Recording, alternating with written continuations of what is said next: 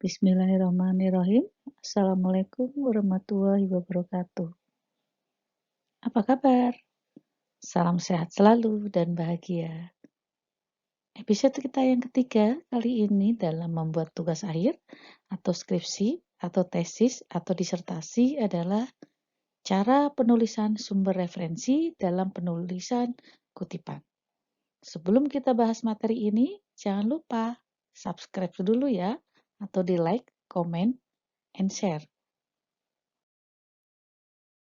Dalam membuat sebuah karya ilmiah, seringkali kita menguraikan sebuah kutipan atau kalimat yang bersumber dari referensi penelitian sebelumnya atau kutipan dari buku, di mana kita harus menyantumkan sumber referensinya.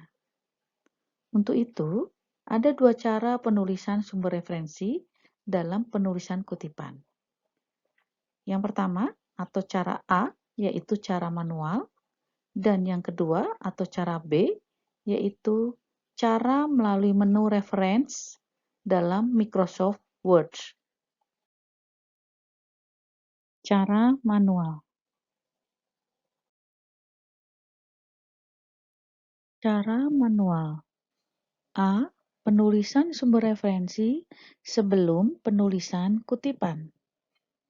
Langkah pertama, tulis sumber referensi, yaitu nama pengarang, lalu kurung buka, tahun terbit, titik 2, nomor halaman, kurung tutup, baru lakukan kutipan. Contohnya, Rahma, kurung buka, 2020.238, kurung tutup, kutipan. Untuk membatasi kalimat kutipan dapat diapit dengan tanda kutip atau petik 2, seperti yang terlihat pada slide ini, dan diletakkan sebelum dan setelah kutipan. Cara manual. B. Penulisan sumber referensi setelah penulisan kutipan. Langkahnya, buat kutipan, lalu kurung buka, tulis sumber referensi, yaitu nama pengarang, koma, tahun terbit, titik 2, nomor halaman, kurung tutup. Contohnya, kutipan, kurung buka, Budianto, 2019.2, 215, kurung tutup. Cara manual C. Mengutip sebuah kutipan yang sebelumnya telah dikutip oleh seseorang. Caranya, tulis sumber nama pengarang aslinya, diikuti dengan kata dalam. Berikut ada beberapa contoh. Contoh yang pertama, nama pengarang asli, dalam, nama yang mengutip, kurung buka, tahun, titik 2, halaman, kurung tutup, kutipan. Contohnya seperti ini. Edi, dalam Rahma, kurung buka, 2020.2, 25, kurung tutup, kutipan. Contoh yang lain lagi.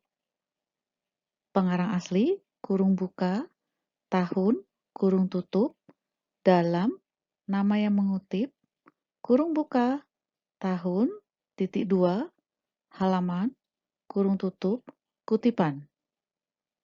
Misalnya, Rahma, kurung buka, 2012, kurung tutup, dalam Budiwati, kurung buka, 2019, titik 2, 5, kurung tutup, buat kutipan. Contoh yang lain lagi, nama pengarang asli, kurung buka, tahun, titik 2, halaman, kurung tutup, dalam, nama yang mengutip, kurung buka, tahun, titik 2, halaman, kurung tutup, kutipan. Misalnya, Rahma, kurung buka, 2015.2.7, kurung tutup, dalam Salsabila, kurung buka, 2020.2, kurung tutup, kutipan.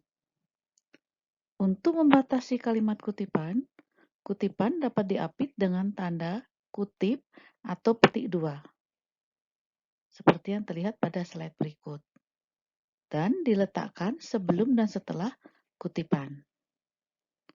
Contoh yang lain lagi, kutipan, kurung buka, nama pengarang asli, dalam nama yang mengutip, kurung buka, tahun, titik 2, halaman, kurung tutup.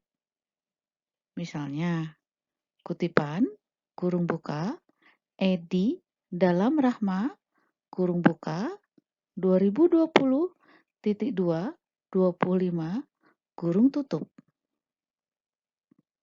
Untuk poin C, ini mengutip sebuah kutipan yang sebelumnya telah dikutip oleh seseorang, sebaiknya untuk penulisan karya ilmiah, apakah itu tugas akhir, skripsi, ataukah tesis, ataukah disertasi, sebaiknya dihindari. Walaupun sebenarnya boleh kita mengutip sebuah kutipan yang sebelumnya telah dikutip oleh seseorang. Lebih baik kita membuat atau mencari kutipan sesuai seperti yang ada di poin A atau poin B yang sebelumnya telah dijelaskan. Episode selanjutnya, pada episode 4, kita akan membahas tentang poin B atau poin kedua, yaitu cara penulisan sumber referensi dalam penulisan kutipan melalui menu Reference dalam Microsoft Word.